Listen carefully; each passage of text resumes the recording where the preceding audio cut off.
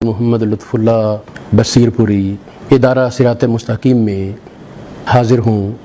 زندگی میں پہلی دفعہ یہاں آج آیا ہوں اور میرا آنے کا مقصد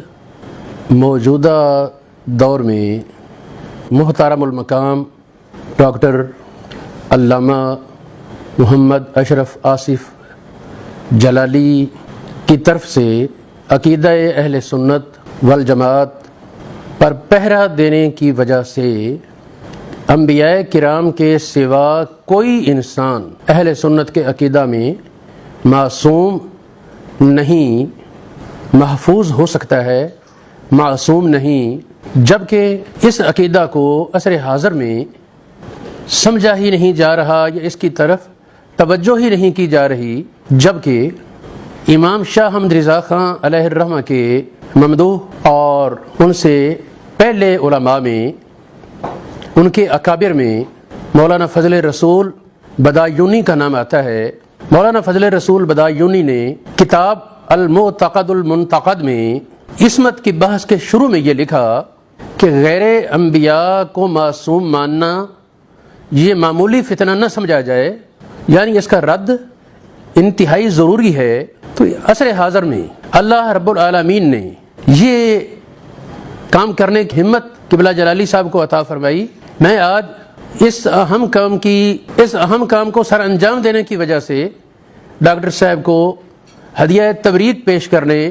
حاضر ہوا کہ جو کام اللہ رب العالمین وقت کے مجددوں سے لیتا ہے، اللہ رب العالمین نے ان کو اس کام کی سعادت عطا فرمائی۔ میری دعا ہے کہ اللہ کریم ڈاکٹر صاحب کی حفاظت فرمائے اور ہمارے علماء، اہل سنت والجماعت کے علماء جو ہمارا سرمایہ ہے قوم کا،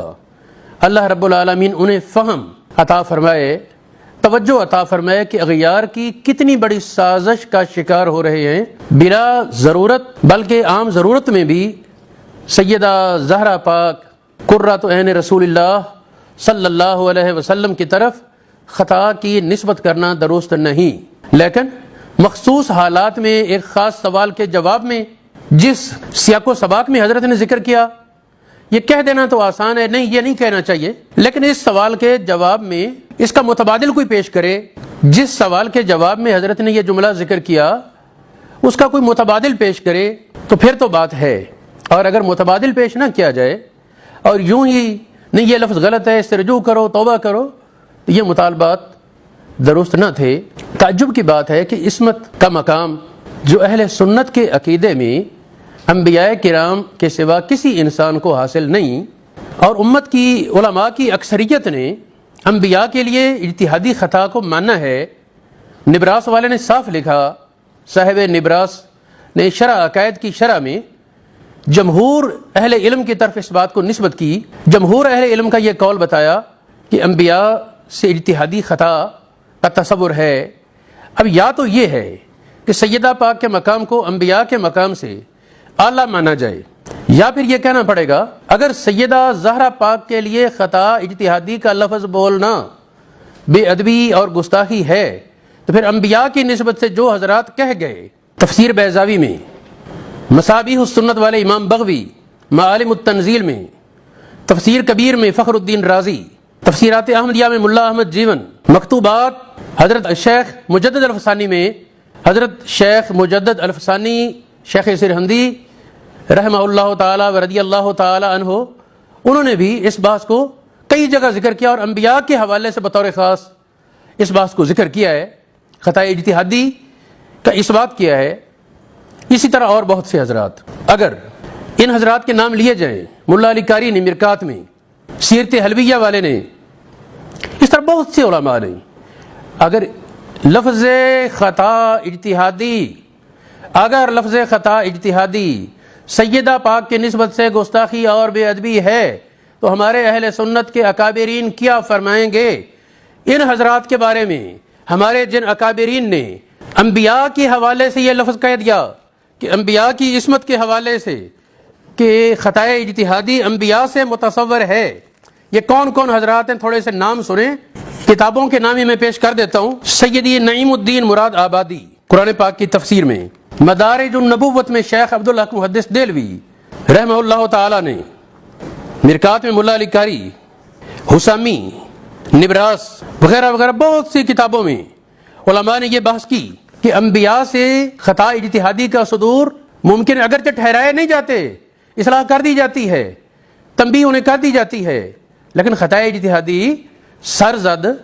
ایک لمحے کے لیے صحیح ہو سکتی ہے۔ تو جن حضرات نے خطا اجتہادی کی نسبت انبیاء کی طرف کی، ان کے لیے پھر کوئی بڑی بات تلاش کرنی پڑے گی۔ میں کہتا ہوں اگر ڈاکٹر جلالی صاحب مدد اللہ علیہ سے سیدہ پاک کی نسبت اس لفظ پر توبہ واجب ہے، تو ان سارے حضرات کی یا توبہ ثابت کریں یا ان سارے حضرات کو گستاخ کہیں، کیونکہ ان کا توبہ کرنا تو ثابت نہیں۔ تو اس لیے کچھ ہوش کے ناخن لیں، عوام کے جذبات کی راہ میں بہہ جانے کے بجائے سوچ کر چلنا چاہیے۔ نبی پاک علیہ الصلوۃ والسلام نے ارشاد فرمایا لا تکونوا اماۃن، اما نہ بن جاؤ۔ اما کیا ہے؟ تقول ان احسن الناس احسننا وان اساء الناس اساءنا، اگر لوگوں نے اچھا کیا ہم بھی اچھا کریں گے، لوگوں نے برا کیا ہم بھی برا، ماحول کے مطابق چلیں گے۔ فرمایا یہ نہ بنو، ہوش کے ساتھ اپنی رائے قائم کرو اور اس پر پکے پاؤں سے کھڑے ہو جاؤ۔ تو اللہ رب العالمین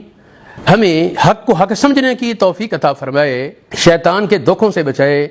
اہل بیت اطہار اور صحابہ کرام انبیاء اعظام ان کی تعظیم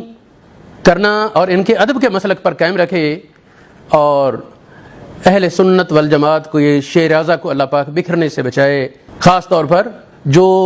قابل ذکر علماء ہیں، اللہ رب العالمین سے ہم ان کے بارے میں دعا مانگتے ہیں کہ اللہ رب العالمین ان سارے علماء کو توجہ دلائے اور دلوں میں ایسی محبت کی ہوا چلا دے جس سے یہ اختلافات دور ہوں اور محبت کی فضا پھیلے۔ میری سمجھ کے مطابق اس مسئلہ میں ڈاکٹر صاحب سے اختلاف کرنے والوں پر توبہ واجب ہے۔ میں نے پچھلے دنوں ہمارے ایک عالم ہیں مولانا عبد الحق، یہ منظور احمد صاحب جنڈا والے ان کے شاگرد بڑے فاضل عالم ہیں، ان سے گفتگو میں نے کہا کہ غیر شعوری طور پر ڈاکٹر صاحب سے اختلاف کرنے والے وہ رافضیت میں پاؤں رکھ چکے ہیں۔ لزوم اور التزام کا فرق ہے، یہ لزوم رفض ہے، التزام نہیں، لیکن لزوم بھی خطرناک ہے۔ اللہ رب العالمین بصیرت عطا فرمائے اور حق کی طرف رجوع نصیب فرمائے۔ وما علی الا البلاغ المبین۔